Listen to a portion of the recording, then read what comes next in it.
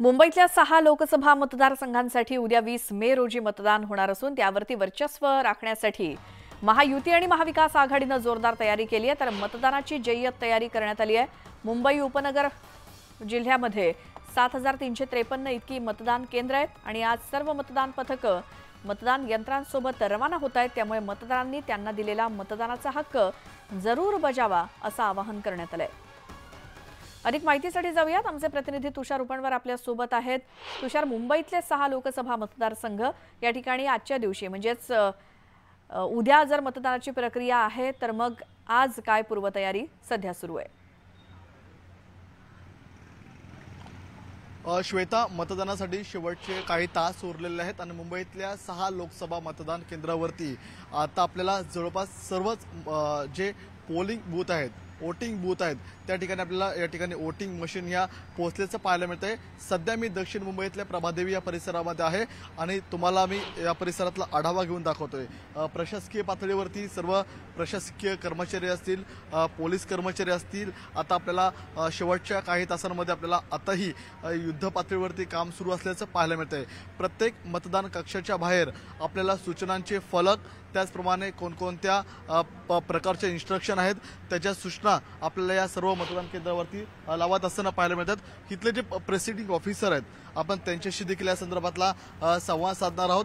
ते प्रत्येक मतदान केंद्राबाहेर या ठिकाणी आपल्याला सर्व कर्मचाऱ्यांसोबत आढावा घेताना पाहायला मिळतात। आपण त्यांच्याशी थेट बोलणार आहोत। साधारणतः या भागामध्ये एकूण किती मतदान केंद्र आहेत, आतापर्यंत काय काय तयारी झालेली आहे?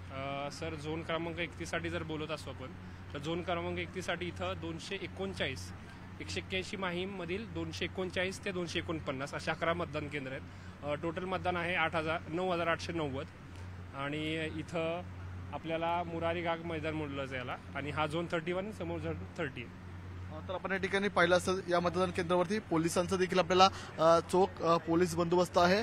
मुंबईतल्या काही प्रमुख मतदान केंद्रापैकी हे मतदान केंद्र आहे। या परिसरामध्ये कोणताही अनुचित प्रकार घडू नये ह्याची संपूर्ण दखल पोलीस प्रशासनाने घेतल्याचं पाहायला मिळतंय। त्यामुळे मतदान केंद्रावरच्या प्रत्येक या ठिकाणी मतदान कक्षाच्या बाहेर आपल्याला 2 कॉन्स्टेबल आपल्याला तैनात करण्यात आल्याचं पाहायला मिळतंय। अद्यापही श्वेता तयारी सुरू आहे।